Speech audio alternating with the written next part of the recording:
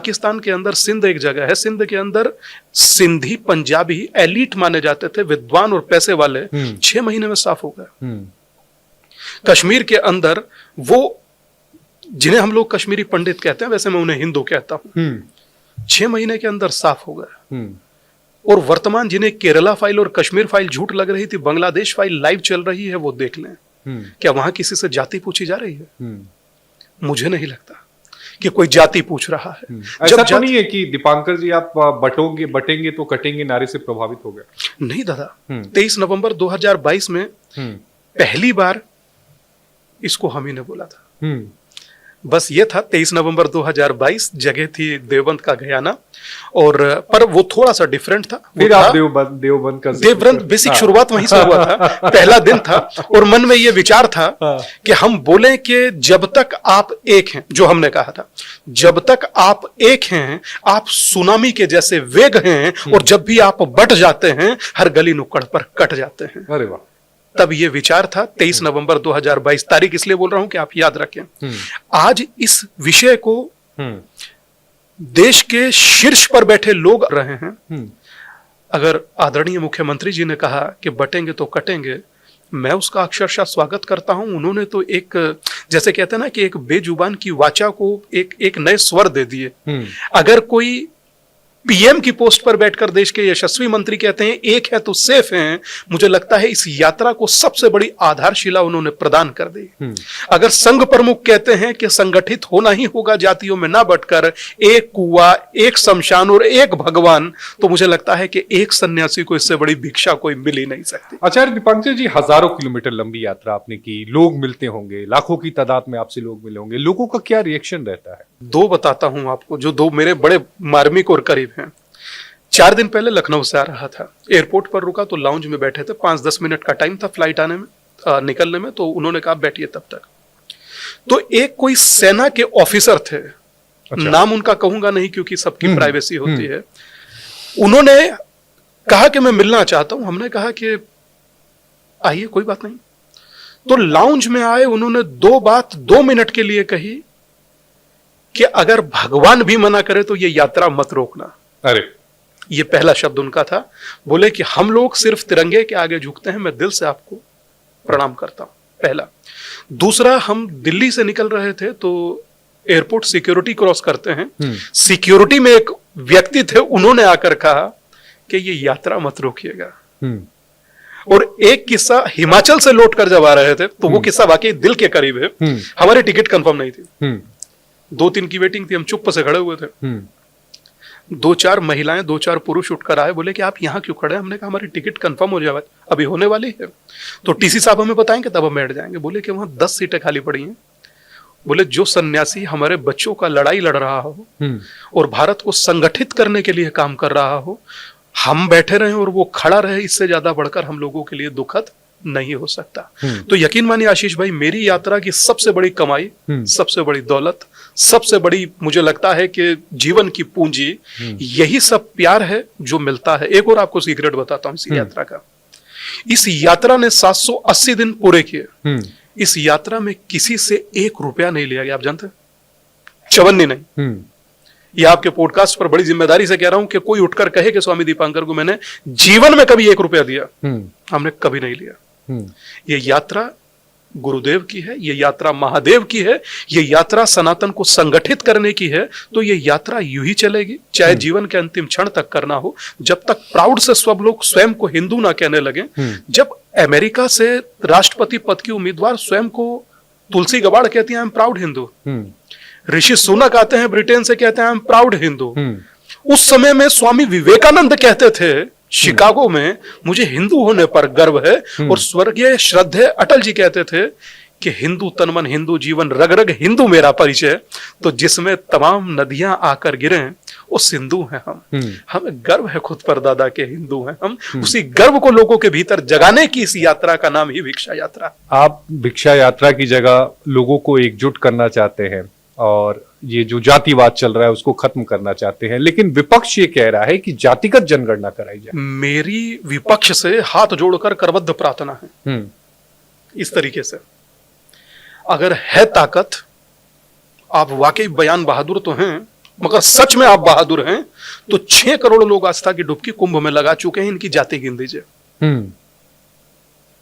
मेरी करबद्ध प्रार्थना है, गिनिए इसमें पीडीए के कितने लोग हैं, गिनिए इसमें कितने दलित, कितने यादव, कितने वाल्मीकि, कितने जाटव, गिनिए इसमें कितने ब्राह्मण, कितने बनिया, कितने यादव, कितने गुजर, कितने जाट, गिनिए कितने प्रजापति, कितने सैनी, बताइए ना दादा कितने कुर्मी, कितने भूमियार, बताइए, मजा आएगा। मैं चाहता हूं देश आपको सुने कि धर्म लोगों को जोड़ता है और सियासत लोगों को जातियों में तोड़ता है, और खासकर लोगों में भी हिंदुओं को जातियों में तोड़ता है। एक बात मुझे समझ में कभी आई नहीं कि आर्थिक आधार पर कोई जातिवाद होता नहीं है। 500 रुपए के नोट का अगर हम निकाल लें तो उसकी कोई जाति होती है क्या?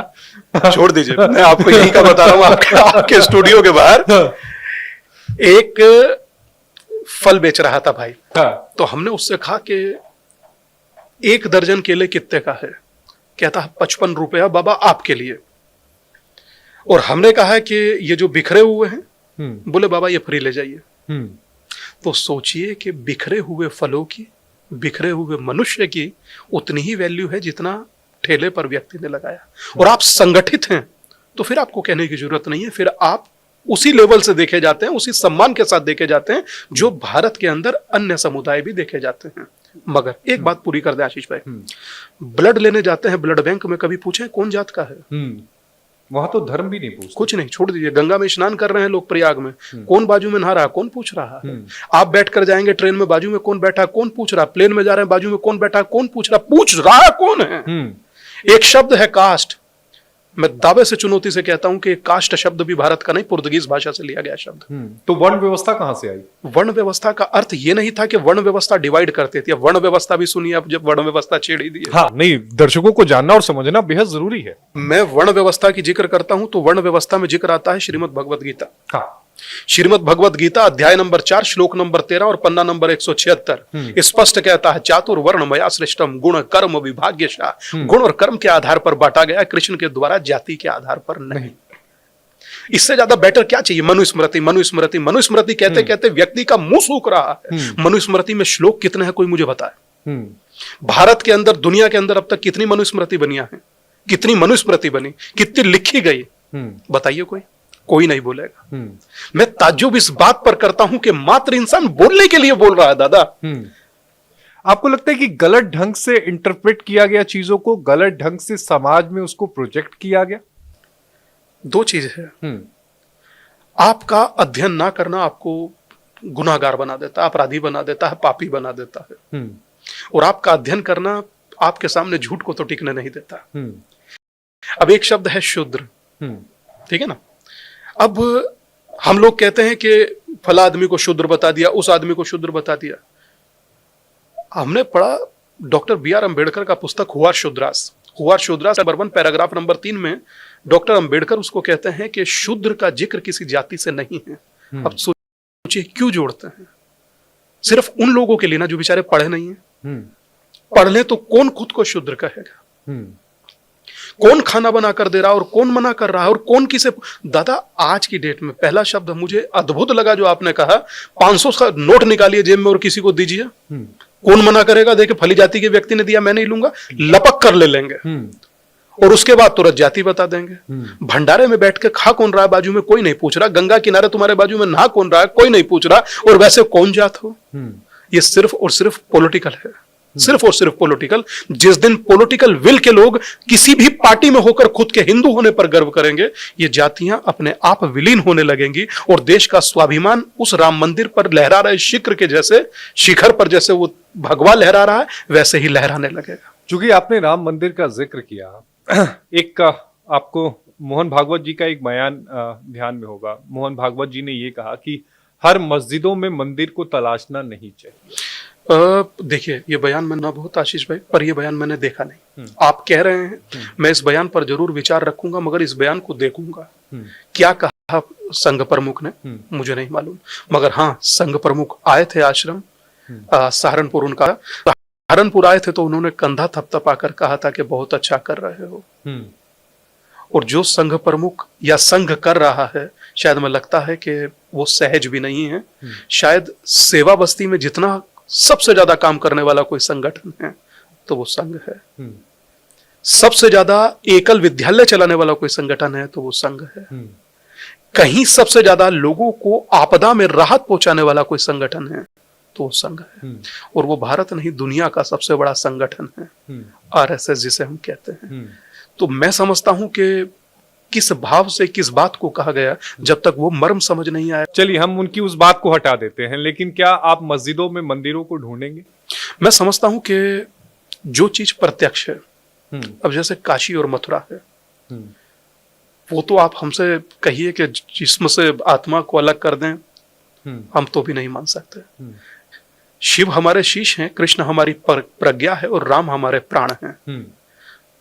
राम मंदिर बना है, मथुरा और काशी बाकी है। निसंदेह कोई सन्यासी होगा वो इससे कभी विचलित नहीं हो सकता, तटस्थ होकर कहेगा निसंदेह वो भी मुक्त होने चाहिए। कौन से देश का आराध्य है जो अपना केस लड़ता है, जो केस लेकर के आज विपक्ष में बैठकर ये कह रहे हैं कि हम चाहते हैं कि प्लेसेस ऑफ वर्शिप एक्ट जैसा है वैसा ही रहे, उस पर कोई सुनवाई ना हो और उसको एज इट इज मेंटेन उसके स्टेटस को किया जाए। वो खुद पूछें कि क्या वो हिंदुओं के साथ हैं, हिंदुओं 100 करोड़ लोगों की आस्था के साथ हैं या खिलाफ हैं। मुझे लगता है कि लोग साथ होंगे, और अगर उसके बाद कोई खिलाफ हो रहा है तो निसंदेह वो अपना भविष्य स्वयं लिख रहा है। तो आचार्य दीपांकर जी, आप ये बताइए कि आप केवल 2 जगह मंदिर ढूंढेंगे, यानी भोजशाला को नहीं ढूंढेंगे, संभल नहीं ढूंढेंगे, अटाला मस्जिद नहीं ढूंढेंगे? मैंने किसी को मना नहीं किया, मगर मैंने आपसे शुरुआती 2 मजबूत दावे किए आप। नहीं, मैंने सिर्फ ये कहा है कि ये 2 मंदिर हम लोगों की आस्था है, हम लोगों का केंद्र है, और जहां जहां प्रमाण मिलेगा निसंदेह इंसान कानूनी मार्ग अपनाता ही है। कैसे उसको मना कर दिया जा सकता है? तोड़ते समय भी लोगों को विचार करना चाहिए था ना। और जो टूट गए और जो अब चीज सुधर सकती है, बताइए ना, कोई एक हाथ आगे बढ़ रहा है ये कहने के लिए कि नहीं इन बातों को खत्म किया जाए। नहीं भाई, ये जो बनता है काशी वाला मथुरा वाला, नहीं भाई उनको बात किया जाए हिंदू समाज से और हिंदू समाज को सौंपा जाए, और हम उनको बड़ा भाई कहते हैं। कौन बड़े भाई को रुलाता है? कौन बड़े भाई के आराध्य को कोर्ट में बुलवाता है? मुझे पता नहीं आपको कितना पता, मगर इतना पता है कि जब पैरवी होती थी कहा जाता था राम लला हाजिर हो, तो आप जानिए क्या होता होगा दिल पर। हम लोग अपने देश में अपने मोबाइल में तमाम चीजें रखते हैं। मैंने तो चूंकि 20 साल से मैं सुप्रीम कोर्ट ही कवर कर रहा हूं, मुझे वो दिन भी याद है कि जब त्रिपाल जब चेंज होता था प्रभु श्री राम का अयोध्या में, तब उसके लिए भी सुप्रीम कोर्ट से मजिस्ट्रेट से परमिशन लेनी पड़ती थी। तुलसी का पत्ता पहुंचते पहुंचते बासा हो जाता था। वस्त्र बदलने से लेकर चीजों को हम बहुत बारीकी से देखे हैं। एक बार देखने के बाद दोबारा देखने की हिम्मत नहीं हुई जब टेंट में छेद देखा।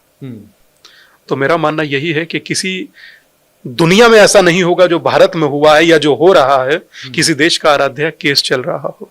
तो आप ये चाहते हैं कि ये सारी चीजें मतलब दे दी जाए, अगर कहीं सनातन संस्कृति की निशानियां हैं तो वो सनातन की कम से कम काशी मथुरा 100 करोड़ लोगों की आस्था का केंद्र है। कम से कम काशी मथुरा 100 करोड़ लोगों की आस्था का केंद्र है। बड़ा दिल दिखाकर इस पर लोगों को आगे बढ़ना चाहिए था, मुस्लिम समाज को आगे बढ़ना चाहिए था। जब नहीं बढ़ा तो जब कोर्ट का सहारा लिया, अब कोर्ट का सहारा लिया तो सब कोर्ट के माध्यम से ही अब चल रहा है। चाहे वो संभल में जो वहां पर पुरातत्व विभाग गया, वो कोर्ट ही की डिसीजन से गया, मगर उसका जो अनहोनी हुआ नतीजा सब लोगों ने देखा। इसका अर्थ यह है कि कोई अगर कोर्ट को भी नहीं मानेगा, पुलिस को भी नहीं मानेगा, संविधान को भी नहीं मानेगा, मगर हाथ में संविधान लेकर जरूर, तो ये नाटक दिखता है। नाटक दिखता है, फिर नाटक दिखता है। अच्छा, एक बात बताइए, क्या आप इस बात को मानते हैं कि जो हुकूमत रही है इसके पहले कि उन्होंने वक्फ बोर्ड मुसलमानों के लिए और वर्शिप एक्ट हिंदुओं के लिए दिया? 100%। इसमें मानने की जरूरत नहीं है, जानने की जरूरत है, और मैं जान ही रहा हूं।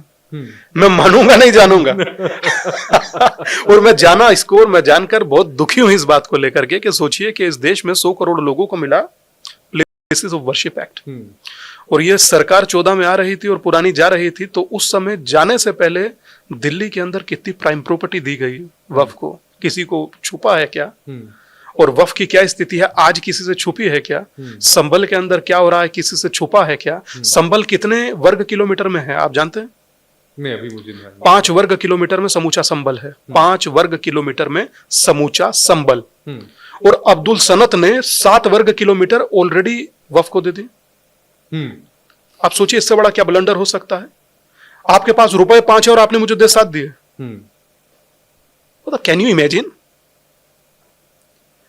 कौन है अब्दुल सनत, कहां से आया अब्दुल सनत, कौन से राजा रजवाड़े परिवार से था अब्दुल सनत, अब्दुल सनत का कोई रिश्तेदार तो मिले। मुझे यह समझ नहीं आ रहा कि 1400 साल पहले इस्लाम इस धरती पर आया या 1400 साल पहले मुस्लिम इस धरती पर आया, XYZ जो भी, मगर 1600 साल पुराना एक गांव है तमिलनाडु कह रहा हूं साउथ में, उसकी जमीन भी वक्फ की हो गई। जब बेटी की शादी करनी थी तो हाँ, बेटी की शादी करनी थी तो तहसीलदार ने कहा कि जाइए पहले वक्फ से नोटिस लेकर आइए, ये जमीन आपकी है। दादा ये आपको मजाक नहीं लगता? मुझे लगता है। 5 वर्ग किलोमीटर में फैला हुआ शहर आपने 7 वर्ग किलोमीटर वक्फ को दे दिया। और छोड़िए, इससे एक कदम और आगे बढ़िए, आपको और अच्छा लगेगा सुनकर के।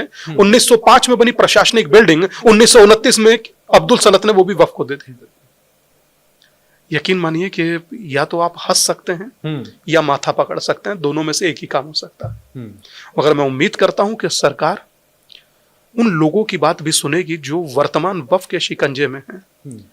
एक मध्य प्रदेश हाईकोर्ट के जज थे सिंह साहब, उन्होंने कहा कि एक बार पूरे भारत का नोटिस क्यों नहीं निकाल देते हो? एक बार निकाल दीजिए ना, टंटा ही खत्म। एक बार निकालिए, तमाशा ही खत्म।